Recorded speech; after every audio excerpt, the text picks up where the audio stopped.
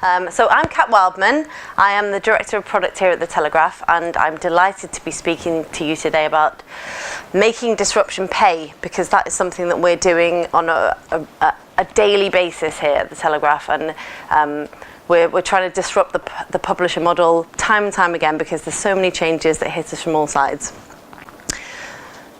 So publishers have always had wave after wave of disruption hitting us, and in particular news. So if you think about when news started, it got disrupted by radio, and then TV, and then most recently the internet. And when we launched in 1855, if you think how that editorial team would feel just 139 years later, when we were the first UK publisher to launch a website at all. And that is a relatively short period of time. And ever since then, somewhere along the way, as The Telegraph, we decided to be fearless in the face of disruption, and that was what we did. So we decided to be first on these new platforms as they emerged. And someone in this building, and who isn't here, so let's pretend it was me, I came up with this great analogy of, who knows what this building is? Yes. So someone came up with the analogy of the Telegraph being like the British Museum. So it's a historical landmark, and it's British, it stands for intelligence. When you go in there, you know that you're going to learn something.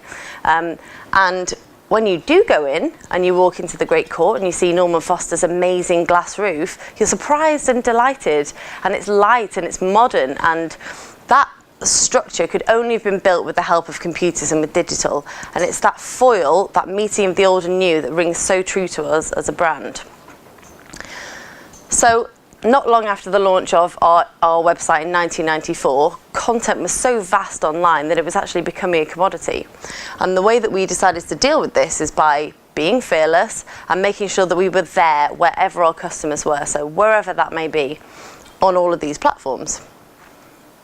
Now, being fearless doesn't necessarily mean being reckless. So we were launched partners for the iPhone in 2007.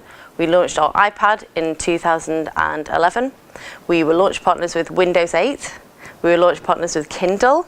And we were launched, this is our general MO, but being fearless doesn't mean being reckless, and we're not afraid to pull back off something if it's not working. So every time we launch on a new platform, we're brave and we get out there and we give it our best shot. But if it's not working, because we've launched lean with our minimum viable and we're monitoring very closely, we're not afraid to pull back. And sometimes being fearless does mean pulling off platforms when they're not working. So this is our product set shaped by disruption. So as you can see, our flagship products here, the newspapers, the magazines, our website, our iPad products, smartphone, and then when we've branched out and diversified into events, social media comes along, and we're actually now speaking to customers through, this is our age group that we speak to, we're speaking to customers from the age of 11 on our education product, Gojabo. So every day at The Telegraph we publish 225 articles, and that's a mixture of things like videos, blog posts, podcasts, pop-up content, and renewing our evergreen content. So when you think about the renewals as well as the new articles, that's over 400 pieces of content that we do every single day. So with that vast age range, that all those demographics that we're talking to, and all those different platforms and all those different products and the ways that people use those products, so desktop is you might look at us during the day, during lunchtime, smartphone is a snackable experience, and then all the way down to Snapchat and Gojamo. Our mission is to try and get as close to publishing once, but publishing on all those platforms as we possibly can. And obviously that's impossible. So the way that we do this is to prioritize what we do. So we get quite close. So we've tiered our products into the way that we manage them. So we've got to be sensible about how we manage them. So obviously we could excel and fly on every single platform, but we'd be spending tons of money and we might not be getting the return back. So what we do is we treat Snapchat and Apple News as tier 1 products in their own right that have very, very huge amounts of value for us, but they're such different values. So if you think about Apple News, it's a great source of subscriptions, whereas Snapchat is a great way to reach this brand new audience that we'd never reached before. We're investing in Instagram and YouTube to make sure that we're making the most of everything those platforms have to offer and all the changes that they're dishing out on what feels like a daily basis sometimes. And then everything else, we're optimizing and we're learning. So every time they change something, we respond to it. Our customers and how they use those platforms are evolving all the time, so we have to be agile enough to respond to those things, but also be sensible enough to not respond as well. So with all of that effort and all of those platforms, what does it actually give us? So as well as our loyal Heartland audience who are there all the time, something that may surprise you is that we actually get to, because of all that work, speak to 74% of 15 to 24-year-olds, which for us is fantastic, and we've learned an absolute ton. So who is surprised by this age split when you think about the Telegraph? I was surprised too. So with all that scale and with all the digital success came the success of digital advertising. And when the digital advertising market was disrupted early last year, we had to really, really quickly evolve ourselves very, very fast. So a lot of publishers had come to rely on that digital advertising revenue, and we kind of got quite comfortable with it. And we expected it to come, but we expected it to be a longer tail thing, so we were gearing up our diversification strategy.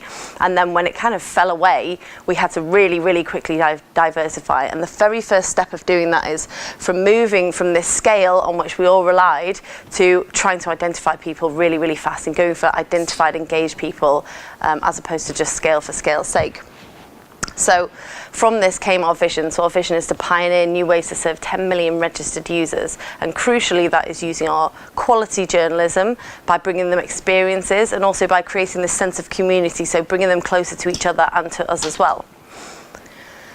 So our product strategy off the bottom of that vision is to attract, engage, identify, and then treat these customers like VIPs so they want to stay around. So it's not just disruption that faces publishers, disruption also hits social media and the third-party platforms as well. So we take advantage of that too. So we can make disruption to those platforms pay for us as well. So last year when this whole thing about fake news emerged and it became a thing, we were obviously laughing into our sleeves because that works for us. As the UK's #1 quality news publisher, we're thinking fake news, awesome. We do not deal in fake news. So we kind of like drew together and we're thinking, right, how can we incorporate this into our 2018 strategy with everything that we know? We need to identify people, we need to bring them closer to each other. And in doing that, we went all the way back to our roots. So what is our quality journalism? Where did it come from? And our newspaper is our flagship store. It's our Bond Street store. It's our reason for being, and it gives us the authority to set the news agenda in the way that we do. And if you think of Bryony Gordon, she never would have got her interview with Prince Harry where he's talking so openly about his mental health issues had it not been for our newspaper. So we've really got that quality news at the heart of our strategy, and our editor came up with this analogy of the sun. So our quality journalism is the sun, and everything else, me, the technology team, our commerce team, our advertising team, and everything else are just planets orbiting around that quality journalism. And that's something that actually, working in digital, it's quite easy to forget the newspaper sometimes. And you know, they're sitting down there on the editorial floor getting it out every single day, 32-page book. And we're upstairs, you know, putting it all online, putting it on Snapchat, thinking this is great, digital's the future. But actually, if it wasn't for those guys, we wouldn't exist. So we've got to be true to our core. So in 1855, they still were thinking about engaging their customers. So one of our pillars of our strategy is to engage them and bring them close to each other and us. And they were doing that back then. So it was in the form of letters to the editor. That was our user-generated content. So the very first letter to the editor in 1855 was from a guy who earned 4p a day, and the Telegraph cost 2p a day, so he thought it was too expensive and he wanted a price reduction. And the second ever letter to the editor was from a guy campaigning for longer pub opening hours. So some things never change. But some things do change, and that is that now our journalists can talk back to the customers who want to engage with them, and they can start a conversation and join the debate, or start a debate and watch it all unfold, but then they have to join back in again. And that was exciting and terrifying to them in equal measure. But the results we've seen when our journalists engage with our customers, and then the feeling of that journalist who wrote the article that I commented on has also commented back to me, it's yielded amazing results. So this was our MVP of user-generated content and bringing our journalists closer to the customers, and it's really paid off. So another thing that our dear old third-party platforms have made de rigueur these days, the likes of Facebook, is single sign-on. So obviously you expect single sign-on, and you should have single sign-on. I do, I expect it all the time. But when you think about a publisher who's been going for as long as we have online, and you think about the literally hundreds of commerce and commercial and fulfillment partners that we have who require a separate sign-on, it's no mean feat. So this is something that we're plugging through. Another thing that's just expected is customization. And so this goes to our strategy. Yes, I do want those. This goes to our strategy, so it's something that disruption has caused everybody in the audience to expect. When you go somewhere and you give your details, then you use those details to give me things that I want. I expect it all the time, and so do you guys. And what we found is that people will willingly give us their details, but we have got to use those and give them something back pretty much straight away, so they know that we're listening to them, and we're looking at what they're reading and what they're saving and what they're following, and we're giving them more of it. And the other thing that we can do to create this feeling of VIPs is what we're uniquely positioned as a Telegraph to do is to offer them special money can't buy experiences that we're in the position to give them. So things like a tour around the House of Commons from our politicos who work in the lobby every day and know all the people, or tickets to a premiere, or a tour around the new Prada collection by the designers. So that's the sort of thing that we're looking to do to really make them feel special, and something that it's a Telegraph special thing, not a special thing that anybody could give to them. So I'll just give you a whistle-stop tour from some of the disruptors that we're facing today and how we've used them to make them pay. So Apple News is now a product and not a platform. It's very, very valuable to us. When we launched back in 2016 on Apple News, we didn't know what was going to happen. And we launched and we tried lots of things, and we worked very closely with them and their editorial team, and that's what we do now. So we work closely with them, we write special content for them, and we've got a very steady stream of subscriptions coming from that platform.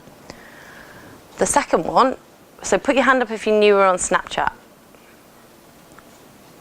You look like the Snapchat core demographic. I don't understand what's going on. So Snapchat, a surprising move maybe for the Telegraph, and something that we agonized over a little bit, and like maybe a little bit freaked out over as well when we thought about what we're going to do. So things that we were worried about was trying to be cool, and obviously not being cool, and ending up like a dad at the disco, and the younger demographic laughing at us, or dumbing down. So we didn't want to do either of those things. So what we did was we researched this loads. So I went out and met 15 to 17-year-olds and asked them what they wanted and spoke to them. And actually they're massively activist, and they really care about politics, and they don't want a dumbed down version, and they definitely don't want us to try and be cool, because I did not understand half of I said, tell me some cool stuff. And they said, YouTube. And I was like, YouTube? That's for like, how do you change the time and stuff? Like, no, you spend the whole summer holidays on YouTube. So we didn't want to do that. So what we decided to do was be true to ourselves and just launch and get out there as the Telegraph, and they loved it. So we literally have millions of subscribers on Snapchat just from being ourselves, which was incredibly heartening for me, but also heartening for our newsroom. So they had the confidence to go, yeah, they love what we're doing. It doesn't matter what the demographic. And oh, there was an animation there. And finally, audio. So this was a huge leap of faith for us. And when we were approached by Amazon to be launch partners on the Alexa, again, we didn't know what we'd do. So we went through the whole, are we a broadcaster? Do we do a podcast? What sort of content do people want to listen to? And they kind of weren't that much help, because they didn't really know either. So they were like, here's a platform, you're a publisher, go play, make something. So we did, and it was kind of good because it was an experimental platform, and we could be a bit experimental as well. No one expected us to make any money off it straight away, and so we did, and we've launched and we've learned, and it was a huge challenge for us in a UX perspective, because if you think about, you can't see anything, there's nothing written down, there's no pictures, there's no words. So what does the Telegraph sound like? Does it sound like, a 50-something-year-old man in corduroy trousers, or does it sound like a young woman from Manchester just saying, I'm available? So this is something that we're still working out, and it's a very good challenge. So we're trying to be more conversational, but then we don't know if we're meant to be jokey or authoritative. So yeah, we're experimenting with this even now. So if you have an Alexa at home, please download our flash briefing and then send me an email or a tweet to let me know what you think about it. So that's me. I'd like to thank you for listening, and if you have enjoyed this, then send us a tweet or tweet Telegraph Engineering, and yeah, keep disrupting.